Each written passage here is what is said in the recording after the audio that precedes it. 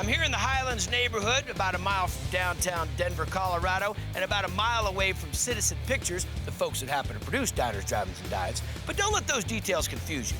I'm here to check out a joint that I hear has the most real deal, off-the-hook, outrageous bar food you can find. This is Highland Tavern. Stupid burger in the window. Much more upscale than what you would consider a local bar. Not a Philly. The attention to having higher-end ingredients in a dive bar feel. Just what owners Brian Somatino and Andy Stutz had in mind when they bought this old joint. The building we're in is an old Coors Brewing building? Yeah, built in 1901 by Coors. It's been a bar pretty much from 1901 till now, minus Prohibition.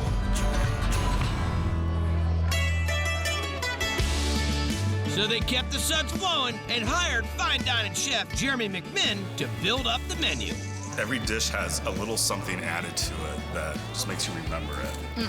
Like a pork shank braised in ancho chili, spare ribs glazed with Dr. Pepper, and house-made pastrami he's dropping on this killer sandwich. Bombshell! It is just marvelous. So I assume from pink salt and a big fat brisket, we're gonna get into some kind of corned beef or a pastrami or something we're along making that some line? pastrami. Okay, get it going. We're gonna trim this guy up.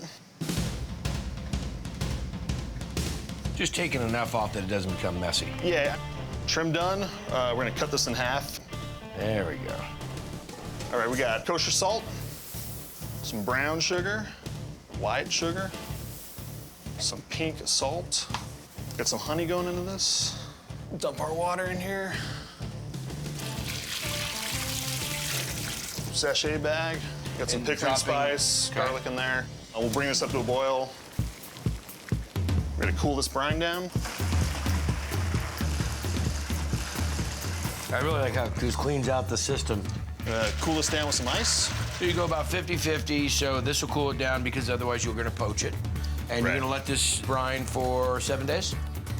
15 days. 15 days? 15 days. Wow, this thing's gonna be neon pink. Yeah. Weight it down with this plate. There you go. I love it. Off to the walk-in? Off to the walk-in. Great. All right, so we've brined, rinsed it off. Now go with the dry rub. Granulated garlic, ground coriander, and ground black pepper. Give this a little stir. Apply the rub liberally. It's a good-looking rub. Now, how long is this gonna go here on the Big Chief? We do it for about 4 hours. I mean, the flavor's in this. The curing process is done. Now we're just gonna put some smoke flavor to it, and then for the final process of serving, you're gonna steam it for service. Correct. Okay? So you're pulling it from the smoke. Now we're gonna finish the cooking process in the steam, in the oven for how long? It's about 3.5 hours. Okay. This is gonna go in the walk-in and cool overnight before we slice it.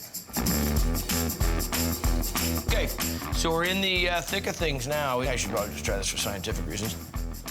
That'll be fine. Very nice. Scienticious. Okay. First, we're gonna butter and toast our rye bread. And drop our pastrami. Put our Swiss cheese down, pastrami jus. Milks that cheese right into it.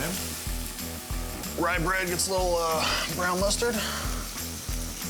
Pastrami's hot, cheese is melted. Goes on the sandwich. Plate this up over here. Those are hot. Over medium egg, if you're smart. Gets a little slaw. It's a bombshell. That's a new tattoo right there. Wow. Chew. Breathe.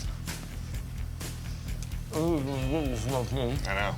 I've eaten at some of the greatest delis in the world, and that's about as righteous as you'll find them. Awesome. It's the right mustard.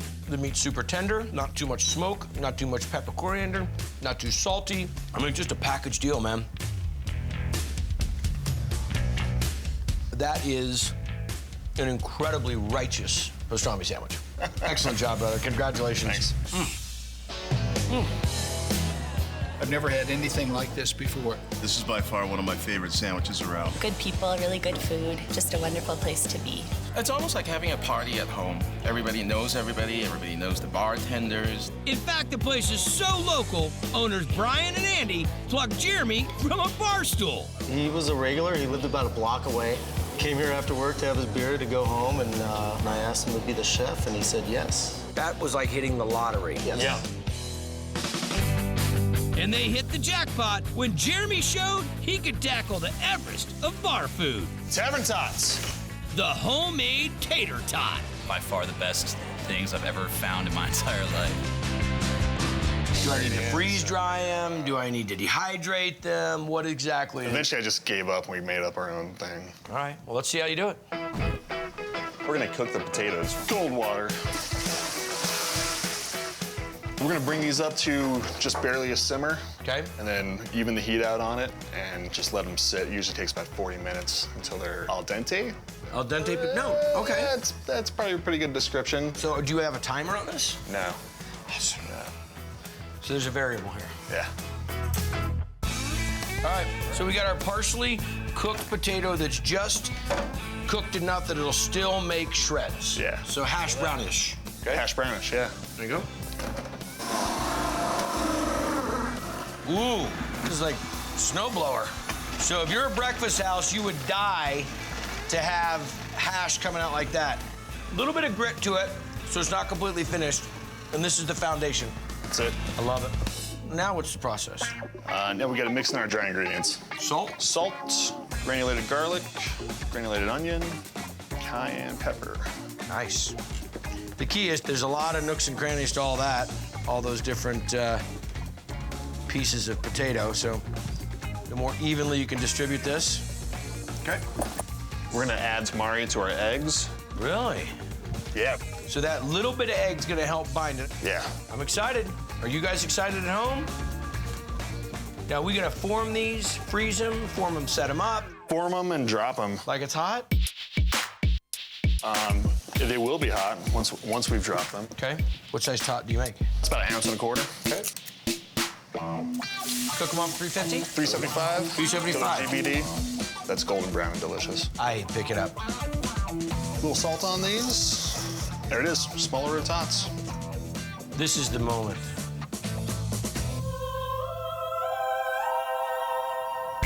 Good separation. Looking good so That's what far. you're looking for in a tot.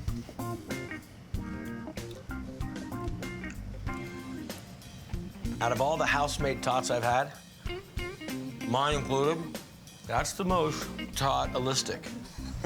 This is ridiculous. Way to hammer that out. Thanks. World Triple D. That's probably one of the best, if not the best rendition of a homemade tot. Thanks. Nice job. Thanks. And great seasoning. Watch out for this guy. I like to think of them as like tots redefined. This will ruin tots for everywhere else because they are really just the best.